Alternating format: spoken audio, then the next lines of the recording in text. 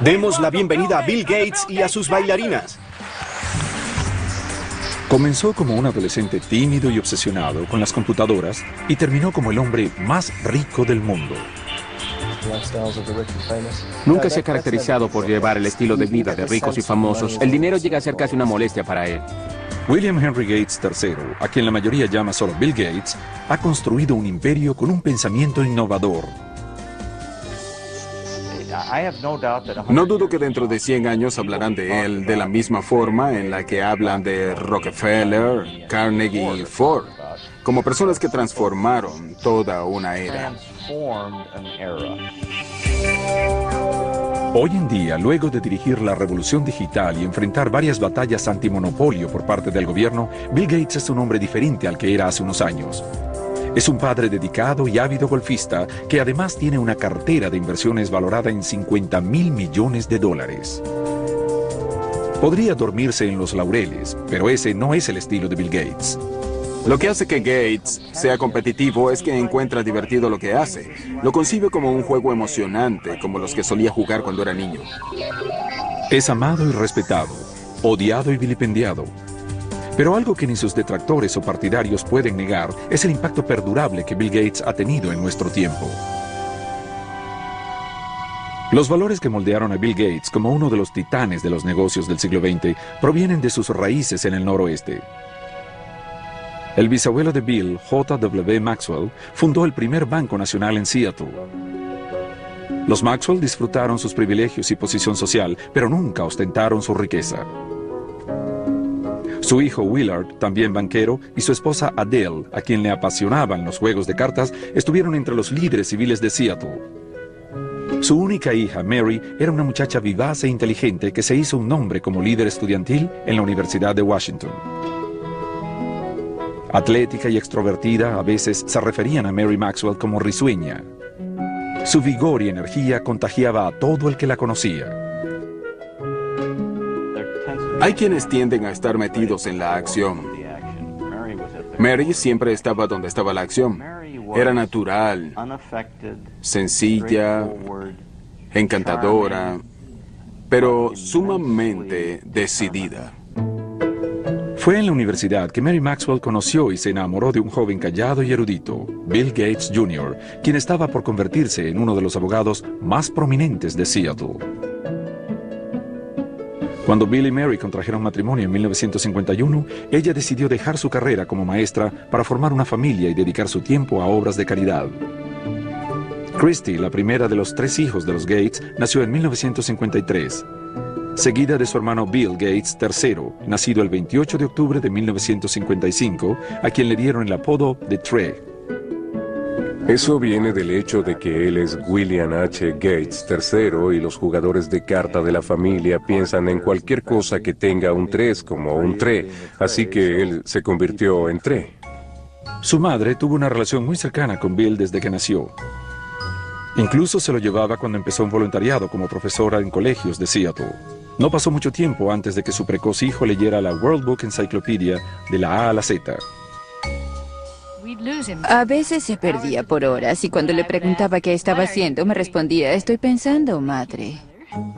La familia Gates valoraba las competencias y al pequeño Bill le encantaba probar sus habilidades en actividades al aire libre y juegos bajo techo.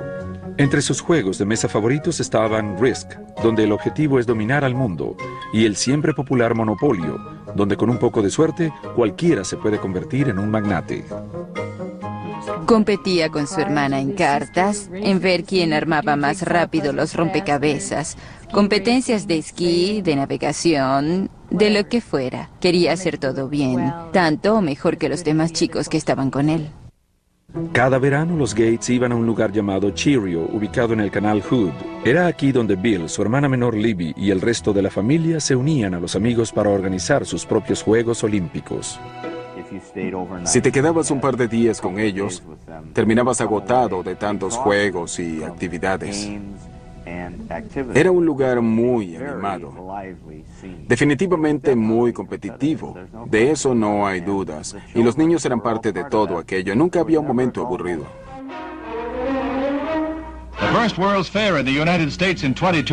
Cuando la Feria Mundial fue inaugurada en 1962, la familia Gates se apresuró a ver las maravillas pronosticadas para el siglo XXI, incluida la tecnología computarizada. Bill habitualmente regresaba a ver la exhibición de alta tecnología. Estaba suficientemente claro que tenía un talento innato para las matemáticas y las ciencias, pero también se estaba convirtiendo en un preadolescente solitario y con signos de rebeldía que lo estaban alejando de su madre. Mary y yo crecimos en familias muy disciplinadas, donde los padres controlaban la personalidad y nosotros lo seguíamos. Y eso en específico no se aplicaba a Bill o Trey, que alrededor de los 11, 12 años comenzó a ser emocionalmente independiente. Estaba decidido a saber por sí mismo qué quería o no quería hacer, y eso fue muy difícil para nosotros, especialmente para Mary. Estaba un poco perdido. Se sentía incómodo en el colegio. No estaba seguro de lo que quería hacer con su tiempo. Obviamente era un chico muy inteligente, brillante, pero le faltaba una guía. Así que para ese momento empezó a ir a terapia y se cambió de colegio. A pesar de que los padres de Bill creían en la educación pública, sintieron que él encontraría más orientación y disciplina en Lakeside, la mejor preparatoria privada de Seattle. Empezó a alcanzar su plenitud en Lakeside. Era un estudiante excelente para matemáticas, era excelente en todo y era espléndido en teatro. Le interesaba leer diferentes tipos de libros y así sucesivamente. No estaba orientado únicamente a las ciencias y matemáticas, tenía una amplia gama de intereses. Cuando Bill comenzó la preparatoria en 1969, el programa espacial de los Estados Unidos estaba en su punto más alto. El Apolo 11 había llevado al hombre hasta la Luna en julio de ese año. Pero las computadoras que lo habían hecho posible seguían siendo gigantes que costaban millones de dólares y necesitaban un pelotón de gente para manejarlas. La mayoría de las escuelas no consideraban la posibilidad de comprar una computadora, pero Lakeside había hecho un trato que influiría en el destino de Bill Gates. Una compañía de Seattle le ofreció a la escuela que usara su computadora a través de un enlace. El joven Gates estaba encantado por las posibilidades de esta máquina primitiva y comenzó a pasar cada momento libre en la sala de la computadora. La historia que se cuenta con frecuencia es completamente cierta. Se levantaba por las noches, se iba a trabajar con la computadora y regresaba sin darse cuenta que se había ido. Bill Gates compartía su adicción con un estudiante de una clase más avanzada, Paul Allen, que no podía ser más distinto a Gates. No solo era 2 años mayor que él, sino también significativamente más grande. Mientras Allen era de naturaleza callada y contemplativa, Bill podía ser estridente y polémico. Sin embargo, esta extraña pareja estaba destinada a hacer historia juntos. Mientras asistía, Gates conoció a Paul Allen, un estudiante de una clase más avanzada que compartía su obsesión por las computadoras. Paul Allen y Bill Gates se hicieron muy unidos al escribir códigos de programación juntos con los que de alguna forma competían, pero de vez en cuando peleaban. Un día Paul Allen votó a Bill Gates, que era más joven que él, de un grupo de programadores que habían formado. Sin embargo, luego se dio cuenta que necesitaba que Gates regresara. No podía continuar sin él. Al regresar Gates dijo, estoy feliz por haber regresado, pero ahora yo estaré al mando. Para 1970, cuando Bill solo tenía 15 años, él y Paul Allen se asociaron en un negocio. Los chicos tuvieron una ganancia neta de $20,000 con Draft O Data, un programa computarizado que crearon para medir el tráfico automovilístico en Seattle. A pesar de que Bill venía de una familia adinerada, estaba decidido desde el inicio a formar su propia fortuna. El padre de uno de los amigos de la infancia de Bill decía que tenía olfato para los negocios. Incluso durante su infancia, ya sabía el valor de un contrato. Y tanto era así que tenía un acuerdo para usar el guante de béisbol de su hermana mayor, que estaba firmado como un documento legal. En el verano de 1972, a los 17 años, Bill fue a la ciudad de Washington a trabajar como paje del Senado. Este contacto con la política y el gobierno le resultaría muy útil más tarde. Al regresar a casa en otoño, se tomó un descanso del colegio cuando a él y a Paul Allen les dieron la oportunidad de tener su primer trabajo real en una empresa de computación. Empezaron a hablar de iniciar su propia empresa, pero los Gates le insistieron a su hijo que terminara la preparatoria y estudiara en la universidad. Su madre se preocupaba por él porque era retrasado social. Bueno, tal vez lo era, pero tenía otras cosas en mente. No era descortés ni brusco. Tal vez iba a su propio ritmo. Es un genio y tiene prioridades diferentes. Bill se graduó de Lakeside en 1973 y sus padres se enorgullecieron cuando fue aceptado en la Universidad de Harvard. Así que dejó Seattle y se dirigió hacia el este, a Cambridge, Massachusetts. Como estudiante del primer año, le pasó por la mente ingresar en la Facultad de Derecho, pero ninguna clase de estudio inspiraba su imaginación como su trabajo con las computadoras. Bill era el tipo de persona que siempre estaba decidida a hacer lo que de verdad le interesa. Las cosas que menos le interesaban, que usualmente incluían las actividades académicas, las dejaba en manos de su talento. Recuerdo que hubo un curso de introducción a la literatura griega en el que él no hizo, si mal no recuerdo, ninguno de los trabajos durante todo el año. La noche antes del examen se quedó estudiando, se durmió en parte del examen e incluso con todo eso salió bien. No era sorpresa alguna que Gates se quedara dormido en un examen. Entre las clases y el tiempo que pasaba en el Centro de Computación de Harvard, parecía estar despierto las 24 horas del día. Siempre se enfocaba en lo que estuviera haciendo. Podía entrar en la habitación y, sin cambiarse la ropa, acostarse en la cama, que por supuesto no estaba arreglada porque no tenía tiempo para eso, y caer rendido, con la puerta abierta, la ropa puesta, simplemente se acostaba y se dormía. Luego, cuando recuperaba energías, se levantaba y regresaba a lo que estuviera haciendo. Bill descansaba lo suficiente como para hacer algunas amistades en Harvard. Sin embargo, su vida social no era una prioridad. Salía ocasionalmente con chicas y tenía distintos grados de éxito. Entrevisté a varias mujeres que salieron con Bill por corto tiempo y una de ellas me dijo que lo primero que le había preguntado Bill era la puntuación que había obtenido en la prueba de evaluación académica. Esto no es precisamente lo que las jovencitas quieren oír. Sin embargo, para Bill Gates, que había obtenido una puntuación perfecta en la sección de matemáticas, era algo para sentirse orgulloso y quería que la persona con la que saliera también tuviera una puntuación alta. A Bill le fue excelente en matemáticas, pero como era de esperarse, cuando se dio cuenta que no era el número 1 en matemáticas en Harvard, declinó su intención de convertirse en matemático. Mientras mantenía abiertas sus opciones académicas, decidió adquirir nuevas destrezas fuera de clases. Dedicó gran parte de su tiempo a jugar videojuegos, especialmente póker. Algo que todos hicimos en nuestra época universitaria. Pero fue Paul Allen, el antiguo compañero de colegio y socio de Bill, quien le dio a Gates su mayor golpe de suerte. Allen se había mudado de Seattle a Boston por trabajo. En diciembre de 1974 encontró una revista en Harvard Square. La portada de Popular Electronics anunciaba la llegada del primer equipo pequeño de computación del mundo, el Altair 8800. Enseguida fue a mostrárselo a Bill. Gates y Allen supieron inmediatamente que había llegado el momento para la computadora personal. Vieron que esto venía con una fuerza y dinámica increíbles hacia la sociedad y se dieron cuenta de la oportunidad. El Altair había sido fabricado por una empresa pequeña en Albuquerque, Nuevo México, no muy lejos de un antiguo campo de pruebas atómicas en Alamogordo. Ed Roberts, director de la compañía, estaba buscando a alguien que creara el software para correrlo en su pequeña computadora. Gates y Allen lo convencieron de que eran los indicados para hacerlo y trabajaron día y noche en el Centro de Computación de Harvard durante 2 meses. En febrero de 1975, Paul Allen fue a Albuquerque para probar el programa que él y Gates habían elaborado. Cuando cargó en el Altair lo que Bill Gates llamó el mejor código que he escrito, funcionó.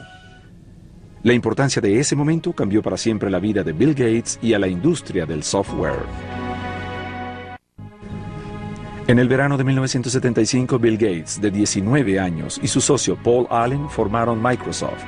Su trabajo con la compañía de computación Altair de Ed Roberts era tan absorbente que Bill abandonó Harvard justo antes de su último año y se mudó a Albuquerque.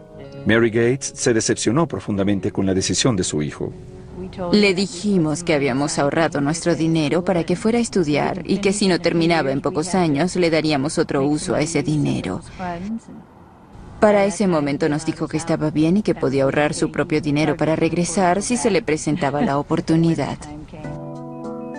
Bill estaba seguro de que había tomado la decisión correcta, pero tener éxito con el software no sería fácil. El escenario de las computadoras personales estaba lleno de usuarios deseosos de compartir nueva información y software sin pagar por ello. Fue una práctica que puso a Bill en las malas con sus compañeros. Había montones de estudiantes universitarios y de secundaria que estaban haciendo algo no convencional, y Bill no era muy popular porque empezó a decirles que no se robaran la información que ellos habían generado y que les pertenecía. Y era un solo hombre de negocios en medio de un montón de piratas informáticos y cretinos. De hecho, Gates escribió una carta abierta a los aficionados de las computadoras, regañándolos por hacer copias del programa de Microsoft. Comenzó diciendo, como la mayoría de los aficionados deben saber, muchos de ustedes roban los software. El equipo es algo por lo que hay que pagar, pero el software es algo para compartir. ¿A quién le importa si la gente que trabajó en ello recibió pago? ¿Eso es justo? Sin embargo, aquellos que lo hicieron, al final, son los que pierden. Era visto como un renegado, y era una ética diferente la que reinaba en ese momento. Sin embargo, no estoy seguro de que la industria de software hubiera evolucionado mucho sin alguien que se levantara y dijera lo que se necesitaba. Bill también batallaba con Ed Roberts, quien lo consideraba malcriado y odioso. Ambos discrepaban en casi todo y Roberts era un adversario imponente. Ed Roberts era un hombre enorme, como de 1,95 m de estatura y 135 kilogramos, mientras que Bill, que había formado a Microsoft a los 19 años de edad, todavía lucía como un adolescente y aún así se paraba delante de este hombre cara a cara en enfrentamientos verbales. En mayo de 1977 se dio una confrontación final cuando Roberts vendió su negocio y Gates tuvo que demandarlo para mantener el software que él y Paul Allen habían creado para la empresa. Gates ganó. Microsoft se expandió en nuevos lenguajes para software y Gates y Allen empezaron a vender sus productos a otras empresas de computación. Al final de 1978, con ventas que se acercaban al $1 millón, mudaron Microsoft de Albuquerque a Seattle. Bill estaba complacido de regresar e invirtió una gran cantidad de recursos para promocionar su empresa. Siempre diseñamos pensando en el futuro. Nuestro personal de investigación siempre está buscando lo más nuevo en equipos y tecnología de software. Fue Bill Gates el genio del mercadeo detrás de Microsoft. Al principio era él quien salía a vender su empresa y su software y en muchas oportunidades se llevaba a su madre durante los viajes. Bill era altamente respetado y su bien relacionada madre le sirvió de pivote al comienzo de su carrera. Mary había trabajado con muchas juntas corporativas, así como en la Universidad de Washington. Era parte de la Junta Nacional de United Way. Junto a ella estaba el director general de IBM. Y de esta manera fue a través de ella que su hijo lo conoció. What would your ideal home computer be like? Para noviembre de 1980, IBM le estaba dando lata a los novatos de Microsoft. La empresa de computadoras más grande quería hablar con Gates y Allen sobre la creación de un sistema operativo para su nueva línea de computadoras personales. Desde su primera reunión, IBM se formó una idea errada de sus interlocutores. Se veía como un adolescente. Era delgado y tenía un estilo informal. Básicamente no lo tomaban en serio como un hombre de negocios. Pero los ejecutivos de IBM pronto se dieron cuenta de que Gates no era ningún aficionado. Rápidamente los convenció que Microsoft podía crear su nuevo software. Primero compró el sistema operativo existente y luego lo adaptó para las computadoras personales de IBM. Lo llamó el MS-DOS. Bill Gates, como un astuto hombre de negocios que siempre fue, sabía dónde obtener un sistema operativo. Solo salió y lo compró por $50,000. No obstante, lo brillante del asunto fue que, al desarrollar el sistema operativo para IBM, estos quisieron comprar el código fuente, con lo cual hubiesen tenido el disco del sistema operativo, que se conoció como el DOS. Sin embargo, Microsoft se rehusó a cederle los derechos del DOS.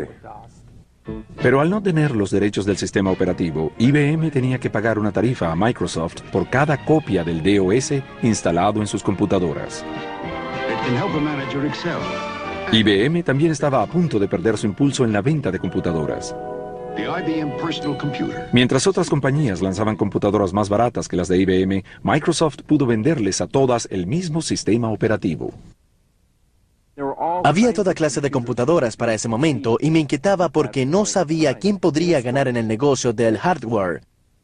Sin embargo, Microsoft tenía muy buenas posibilidades de ganar en el negocio del software.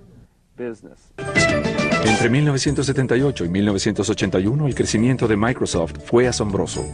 El personal aumentó de 13 a 128 empleados. Los ingresos crecieron rápidamente de 4 a 16 millones de dólares. Para 1983, el 30% de todas las computadoras personales del mundo corrían con el software de Microsoft. Sin embargo, Bill Gates nunca descuidó el resultado final. Nunca viajaba en primera clase a menos que fuera absolutamente necesario. Usualmente lo podías encontrar sentado con una manta sobre su cara para poder dormir un poco. Sus padres le dieron buenas enseñanzas acerca del valor del dinero y del trabajo, que luego las aplicó no solo en el manejo de su vida personal, sino en la forma de dirigir Microsoft. Mi nombre es Bill Gates y soy el presidente de Microsoft. El comienzo de la década de los 80 fue un momento emocionante para una industria dirigida en su mayoría por personas menores de 30 años de edad. Microsoft empezó a trabajar en software para compañías innovadoras como Apple y su gurú Steve Jobs. Su computadora Macintosh y el software fueron considerados por muchos el invento más inteligente de la industria y el camino hacia el futuro. Para crear nuevos estándares se necesita algo que realmente cautive la imaginación de la gente. Y Macintosh, entre todas las máquinas que he visto, es la única que alcanza esos estándares. Pero no pasó mucho tiempo antes que Microsoft y Apple se vieran involucrados en una lucha por los derechos de la siguiente generación de software. Bill Gates también estaba a punto de recibir una noticia que afectaría a Microsoft hasta sus bases. Para 1983, el futuro no se podía ver más prometedor para Bill Gates, de 28 años, y Microsoft. El negocio de las computadoras personales estaba en ascenso y aún más la demanda de software. Bill Gates y Paul Allen surgieron como los príncipes de la era de las computadoras personales. Sin embargo, en medio del rápido ascenso de su empresa, fueron impactados por una noticia terrible. Paul Allen, amigo y socio de Bill desde la preparatoria, fue diagnosticado con la enfermedad de Hodgkin, una forma de cáncer. Esto le dio a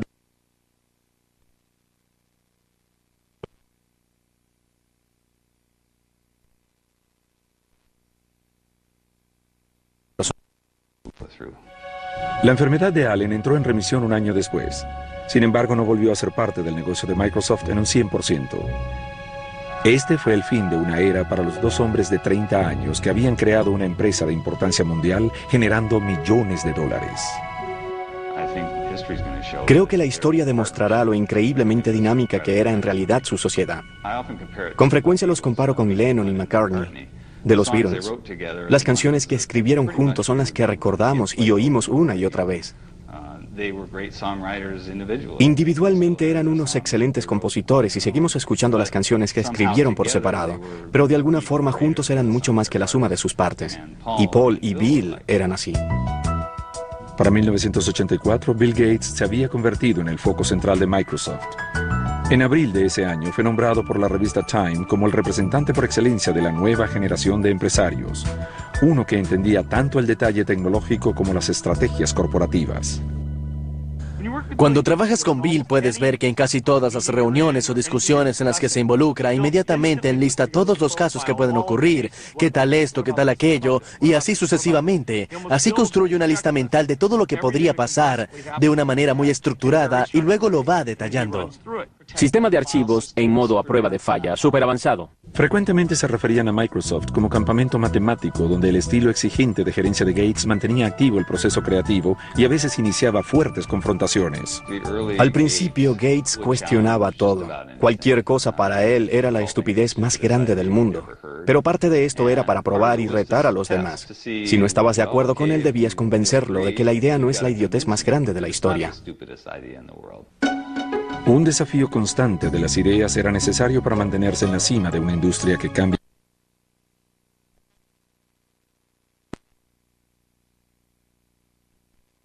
El lanzamiento de nuevo software nos convertimos en octámbulos. Hay una historia sobre Bill de Miriam Lubau, su asistente. Había llegado nueva a la empresa y una mañana entró y no supo si llamar a la policía. porque había un hombre durmiendo debajo de su escritorio, que resultó ser Bill. El esfuerzo rindió frutos. Microsoft contabilizó más de 140 millones de dólares en ventas durante 1985. En 1986, Gates presentó Microsoft Windows, que se convertiría en el programa estrella de la empresa. Los críticos pronto notaron que el uso del ratón y los iconos eran más que un pequeño parecido con el sistema operativo de Macintosh de Apple, considerado el más amigable para los usuarios. If you know how to point, you already know how to use it. Macintosh, the computer for the rest of us. Apple le había dado a Gates acceso total a su tecnología mientras trabajaba en un nuevo software para la computadora Macintosh. Gates había aconsejado a Apple que registraran su software. Sin embargo, Apple estaba más interesado en vender computadoras que softwares, así que ignoraron la sugerencia. Una vez más, Gates aprovechó la oportunidad y sacó ventaja. En esta industria competimos, pero también nos ayudamos. Una vez Bill habló conmigo y me dijo, soy tu competencia, aunque seamos amigos. No me cuentes información que no quieres que use en tu contra porque voy a competir contigo. Si me dices algo que sea útil para competir, lo voy a usar. Apple decidió que no iba a dejar que Gates se adueñara de su negocio y amenazó con demandarlo por Windows. Gates, en respuesta, dijo que retendría el software de Microsoft que Apple necesitaba desesperadamente para sus computadoras. Al final, Microsoft venció a Apple en la corte. Al final, Microsoft prevaleció al demostrar que, a pesar de que existían similitudes en la forma como operaban las computadoras, cada función individual de Windows era considerablemente distinta a las funciones de Macintosh. Aunque la primera versión de Windows tuvo sus fallas, le dio a Microsoft una nueva base financiera y creativa. En 1986, Bill Gates hizo pública su compañía. Mantuvo el 45% de las acciones, lo que lo convirtió en multimillonario a la edad de 31 años. Sin embargo, Gates nunca se sintió confiado sobre el estatus de su empresa. No quiere fracasar, y cuando sientes esa clase de miedo y te la pasas viendo por encima de tu hombro revisando que no haya nadie que pueda acercarse sigilosamente en cualquier momento, eso te consume, y a él lo convirtió en el ser humano más competitivo en la industria de las computadoras personales. Es emprendedor, tiene una intensidad candente. Gates también estaba ganando reputación de ser despiadado y algunos poderosos empezaron a alinearse en su contra. Ahora que las PC empezaban a tener auge, IBM decidió darle un gran impulso a su propio sistema operativo que reemplazaba el sistema DOS, que era licencia de Microsoft. Se llamó el OS/2. Nos preocupaba el hecho que pudiéramos enfrentar la tormenta que se nos venía, sobre todo porque era muy fuerte. IBM, una empresa muy poderosa con muchos programadores, mucho dinero y una gran determinación de sacar a Microsoft del negocio de los sistemas operativos. Irónicamente, Microsoft participó en el desarrollo del OS/2. Sin embargo, Bill Gates no tenía intenciones de abandonar su software. Decidió jugarse el futuro de su compañía y su reputación con el software de Windows y su equipo continuó mejorándolo, incluso si eso implicaba perder a IBM, que era su cliente más grande. El 22 de mayo de 1990, Microsoft lanzó Windows 3.0. Esta versión nueva y mejorada se convirtió rápidamente en un éxito en ventas. Al final, el OS/2 fracasó en el mercado, dejando a Microsoft prácticamente con un monopolio en sistemas operativos para PC. Con esto, la Comisión Federal de Comercio comenzó a denunciar que Gates estaba usando su dominio en los sistemas operativos para acabar con la competencia mediante la disminución de los precios de los productos Microsoft. Al parecer, el apacible presidente de Microsoft se estaba ganando una imagen destructiva. Bill Gates no es un hombre despiadado, solo necesita ganar y está dispuesto a hacerlo con o sin cortesía. No le importa. Un triunfo es un triunfo como sea. La guerra de precio no fue el único cargo imputado a Microsoft. En 1993, el Departamento de Justicia inició una nueva investigación. Gates tuvo que enfrentar a uno de sus adversarios más fuertes, el gobierno de los Estados Unidos. En 1993, Bill Gates y Microsoft se encontraban bajo una investigación del Departamento de Justicia de los Estados Unidos. Analizaron quejas según las cuales Microsoft les cobraba a los fabricantes de computadoras una tarifa basada en el número de computadoras vendidas, incluyendo las que no tenían instalado el software de Microsoft. Hacían que los fabricantes de computadoras le pagaran por el software de Microsoft sin importar que estuviera o no instalado en la computadora. De esta manera evitaban que sus competidores entraran en el mercado. El Departamento de Justicia acusó a Microsoft, la empresa de software más grande del mundo, de incurrir en prácticas desleales de contratación y mercadeo. En julio de 1994, Microsoft accedió a dejar de cobrar la tarifa en cuestión y el Departamento de Justicia desechó el caso. Gates nunca admitió que Microsoft tuviera un monopolio y sostuvo que simplemente proporcionaba un software mejor a un precio más bajo. No somos depredadores que vamos por ahí comiéndonos todo. Salimos al mercado con estas cajitas, estos paquetitos de software amigables que los instalas en tu computadora y puedes divertirte y hacer tu trabajo usándolo. Pero para los inversionistas no era así de simple.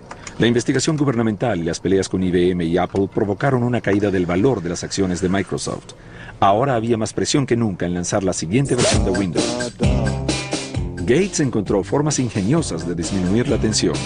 Apareció en comerciales de la empresa en compañía del ejecutivo estrella de Microsoft, Steve Ballmer.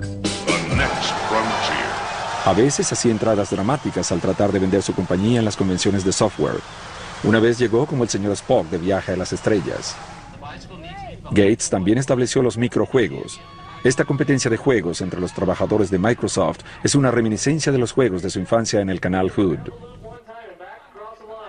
Era como un campamento de verano para adultos. Todos íbamos a su casa y pasábamos meses pensando en qué juegos íbamos a tener. También hacía las veces de maestro de ceremonia. Formaba los equipos cuidando la dinámica entre nosotros y la forma en la que interactuaríamos. Y así participábamos en esos juegos que parecían de campamento de verano y fue en unos microjuegos donde conocí a Melinda. Melinda, antes conocida como Melinda French, era una chica de 28 años, graduada de la Universidad de Duke, con un posgrado en administración. Había trabajado como ejecutiva de Microsoft por varios años. Estaba muy claro para la familia y amigos de Bill que ella era la mujer con quien Gates, de 37 años de edad, había decidido pasar el resto de sus días. Salió con Melinda por un tiempo antes de que se casaran, así que los vi juntos por varios años. Siempre me pareció que había algo muy especial entre ellos, un alto nivel de intimidad y conexión intelectual que era efervescente. Es una persona maravillosa, la pareja ideal para él. Muy inteligente, organizada, solidaria, apegada a su familia y orientada hacia la vida familiar. Bill y Melinda se casaron en Hawái el 1 de enero de 1994. En la víspera de la ceremonia, Bill preparó una serenata muy especial para Melinda.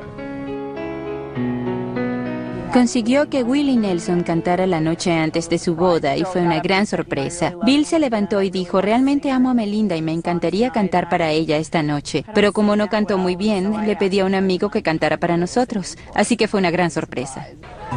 En Melinda, Bill encontró una compañera que le dio esa felicidad a nivel personal que tanto había buscado, además de comprender las exigencias profesionales de su negocio. Sin embargo, a pocos meses de su matrimonio, la felicidad que Bill compartía con su familia se convertiría en dolor. A su madre Mary, quien había sido su aliada más fiel, le diagnosticaron cáncer de seno. Falleció en la mañana del 10 de junio de 1994. Bill corrió a casa para estar con su madre. Llegamos esa noche a casa luego de haber sido detenido por un oficial de policía por exceso de velocidad. Por supuesto, el oficial lo reconoció. Por cierto, no era la primera vez que lo detenían por esta causa. Y al observarnos, nos preguntó qué pasaba, porque las lágrimas me corrían por el rostro. Él le respondió, lo siento, es que mi madre acaba de morir. El oficial nos dejó continuar con la condición de que redujera la velocidad. Estaba profundamente afectado por la muerte de su madre. Todos lo estábamos. En los años siguientes, Bill siguió los pasos de su madre y continuó con su obra, creando una fundación filantrópica para ayudar a los proyectos grandes de salud y educación. Pero toda su fortuna y poder no lo protegerían de la crisis que él y Microsoft tendrían que enfrentar más adelante. Para 1995, Bill Gates, de 39 años de edad, se había establecido como esposo y hombre de familia. Junto a su esposa Melinda se tomó un descanso para explorar desde África hasta China. Ahora sí parecía que Bill Gates lo tenía todo. Este es un hombre tan exitoso que su chofer es Ross Perot. Damas y caballeros, denle la bienvenida a Bill Gates y a sus bailarinas. 1995 también fue un año de éxitos para Microsoft. Windows 95 fue presentado con gran fanfarria. The Tonight Show, conducido por Jay Leno, presentó con bombos y platillos el nuevo software. Windows 95 es tan sencillo que hasta el conductor de un programa de entrevistas puede entenderlo. ¡Vaya! Estaba claro que Gates seguía siendo el mejor vendedor de Microsoft, pero desde ese momento ya no iban a ser solo negocios para el jefe. El 26 de abril de 1996, Bill y Melinda tuvieron a su primera hija, Jennifer. Simplemente adora a esa pequeña. Es tan maravilloso verlo. Como padre, para mí es muy gratificante ver que mi hijo tiene ese mismo sentimiento hacia sus hijos que yo sentí por él y sus hermanos. Es realmente gratificante. Un año después del nacimiento de su hija, Bill se mudó con su familia a una casa soñada de $54 millones. Junto con las habitaciones de la familia e invitados está la biblioteca que alberga el cuaderno de Leonardo da Vinci, por el que Gates pagó más de $30 millones. Sin embargo, aunque la casa sirve para muchas actividades de negocios, para la familia Gates es solo su hogar. Es un hogar extraordinariamente familiar y amigable.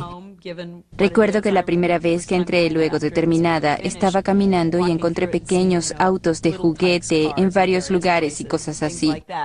No es una casa antiséptica en la que temes tocar o sentarte en cualquier lado. Mientras la vida personal de Bill Gates se desarrollaba plenamente, su vida profesional se frustraba.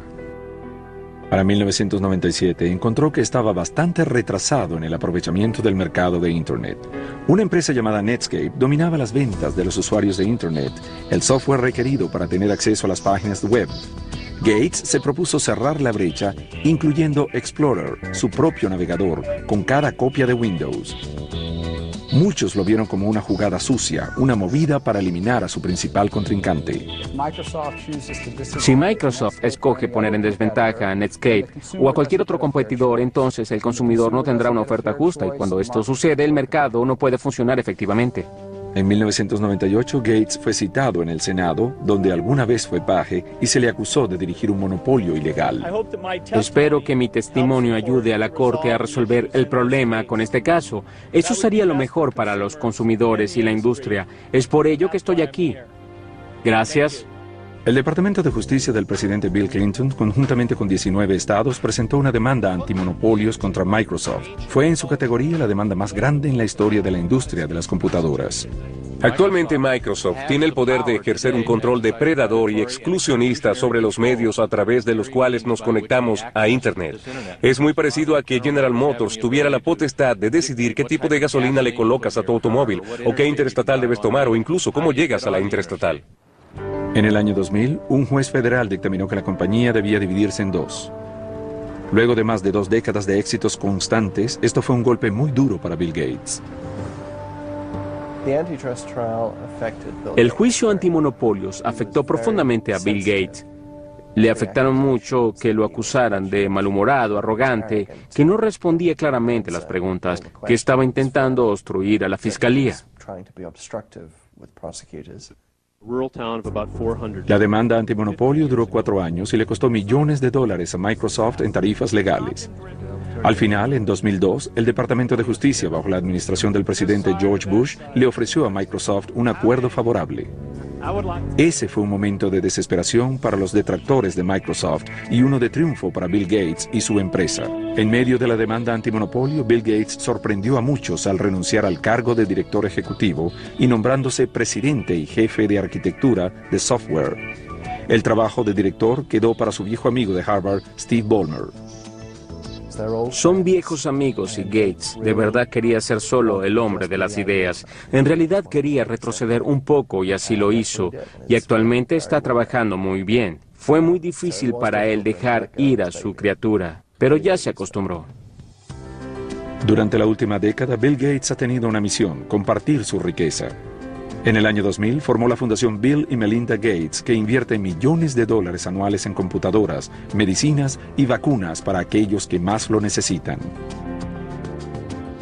En el mundo la diferencia entre los ricos y los pobres es muy marcada. La conciencia colectiva de la crisis relacionada al SIDA y las intervenciones efectivas son muy pocas. Ahora es el momento de realmente hacer cambiar las cosas.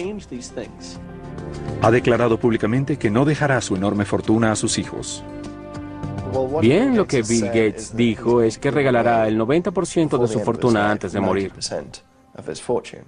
Bill Gates se ha convertido en un ícono global. Su segundo libro, Negocios a la velocidad del pensamiento, ha sido publicado en 25 idiomas y está disponible en más de 60 países. En 2004, la revista Forbes lo posicionó como el hombre más rico del mundo por 11º año consecutivo. Su cartera de inversión, estimada en $50.000 millones, le da algún tiempo para disfrutar la vida con su familia y otras actividades como el golf o el bridge.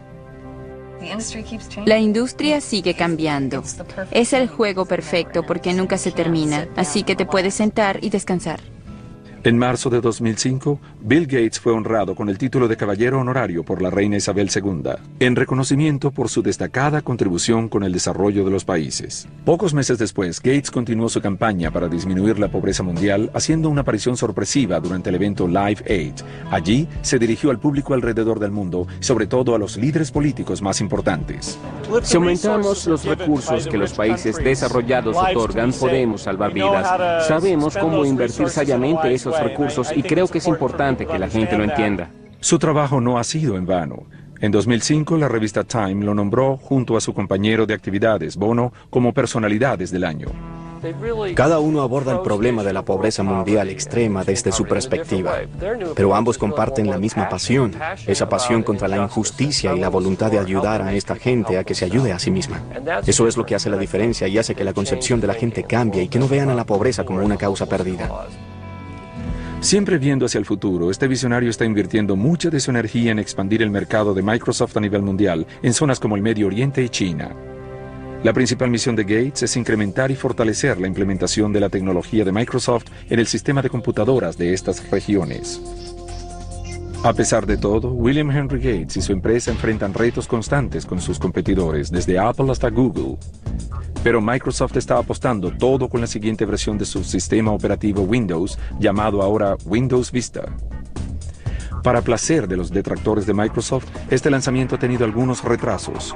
Programado inicialmente para 2005, el lanzamiento fue replanificado para diciembre de 2006 y representa el mayor avance de la plataforma Windows desde la versión 95.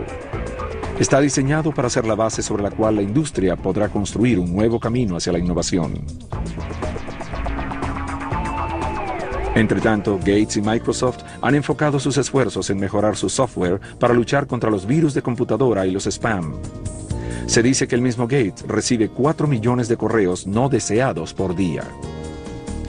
Bien sea que lo vayan a recordar como un magnate ladrón, un filántropo o simplemente el hombre que diseñó una mejor trampa para ratones, nadie puede negar que Bill Gates y su empresa estén preparados para continuar cosechando éxitos en el siglo XXI.